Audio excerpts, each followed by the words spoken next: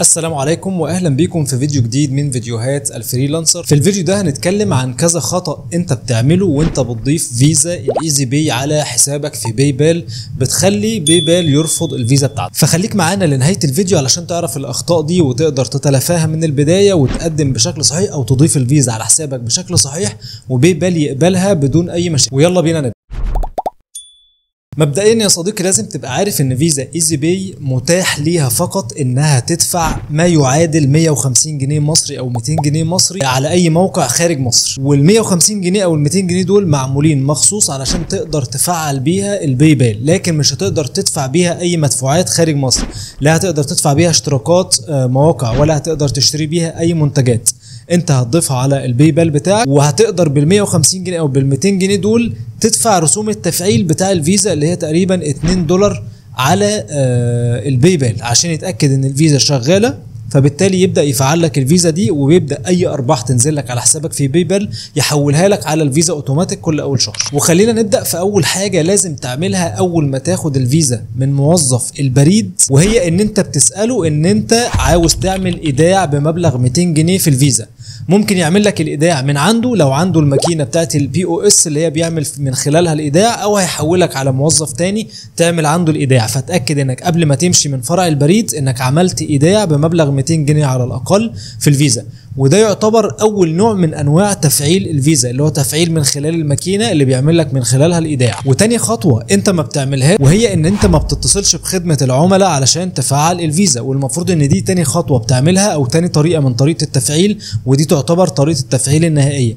بعد ما بتعمل الايداع في الفيزا في فرع البريد بعدها بنص ساعه او ساعه بالكتير بتتصل بخدمه العملاء على الخط الساخن بتاعهم وبتطلب من موظف البريد او الرد الآلي بيوجهك ان انت لو عاوز تفعل الفيزا بتاعتك بتكتب رقم الفيزا، وبعد كده بيقول لك اول ما يقول لك انه تم تفعيل الفيزا يعتبر انت كده الفيزا بتاعتك متفعله تفعيل نهائي وشغاله بدون اي مشاكل.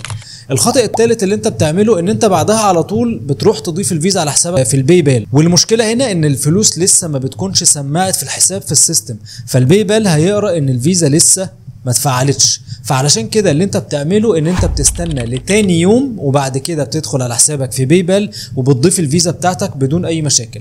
طيب انت ضفت الفيزا بتاعتك على الباي بال كده، انت لسه يعتبر ما اكتفتش الباي بال بتاعك.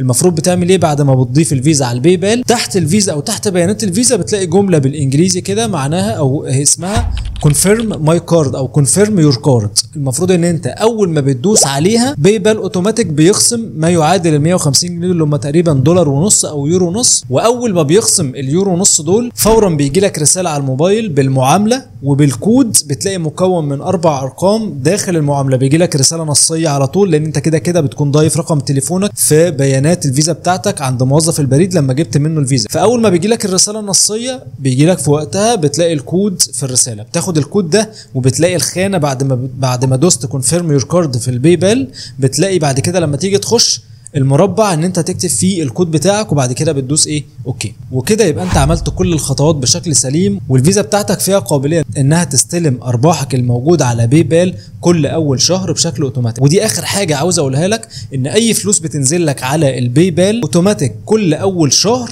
يوم 1 او يوم 30 في نهايه الشهر بتلاقي الفلوس الموجوده في الباي بال اتحولت اوتوماتيك على الفيزا بتاعتك في ايزي باي. وطبعا الفلوس بتنزل لك مصري لان عمله الفيزا بالجنيه المصري. وفي نقطه كمان، الباي بال بيعمل اصلا عمليه تحويل الدولار من بيعمل عمليه تحويل من دولار لجنيه بنفسه عشان عمله الفيزا نفسها بالجنيه، فبالتالي لما الفلوس بتنزل لك على حسابك في الباي بال بتنزل لك على اقل سعر لصرف الدولار بالجنيه، تمام؟ لكن لو انت عاوز ان سعر الصرف ده يكون بالدولار يكون هو الاعلى بتكلم موظفين خدمه العملاء في الباي بال من خلال الشات الموجود او الدعم او الكول سنتر الموجود في الباي بال، بتقول لهم ان انت عاوز تحول عمله الفيزا بالدولار. الفلوس كده هتنزل لك على حسابك هتكون تقريبا فرق جنيه في كل دولار، يعني لو انت نازل لك مبلغ كبير $200-300 هتلاقي مبلغ جنيه زياده في كل دولار بينزل لك في الحساب. اما لو الفيزا نفسها عملتها بالجنيه هينزل لك بسعر صرف قليل، وليكن دلوقتي ان سعر الدولار بالجنيه المصري بيعمل تقريبا 48 جنيه ونص، ممكن ينزل لك لو انت عامل عمله الفيزا بالدولار ممكن ينزل لك السعر على 49 ونص، ولو انت عاملها بالجنيه ممكن ينزل لك على 48 او 47 ونص كمان. والله اعلم، هي دي حسبه تقريبيه بس عشان خاطر اوضح لك ايه اهميه ان عمله الفيزا نفسها تكون بالدولار او بالجنيه. لكن هي افتراضيه، اول ما بتضيف الفيزا بتاعتك على حسابك في باي بال بتكون عملتها بالجنيه. فانت تقدر تكلم على طول خدمه العملاء او الكول سنتر تحت خالص، بتلاقي كونتاكت اس وبتبدا تتواصل معاه من خلال الشات، وبتطلب منه بالانجليزي عادي ان انت محتاج تحول عمله الفيزا الى الدولار عشان تقدر تستفاد بفرق صرف العمله. وبس كده يا صديقي، دي كل حاجه كانت تخص الباي بال وازاي تفعل فيزا ايزي باي على حسابك في باي بال وتستلم ارباحك من خلالها. ولو وصلت لحد هنا يا صديقي وحابب تتعلم اكتر عن الفريلانس او العمل الحر من خلال الانترنت، اعمل لايك للفيديو واشترك في القناه علشان يوصلك كل فيديوهاتنا الجديده. بالتوفيق ليك يا صديقي، سلام.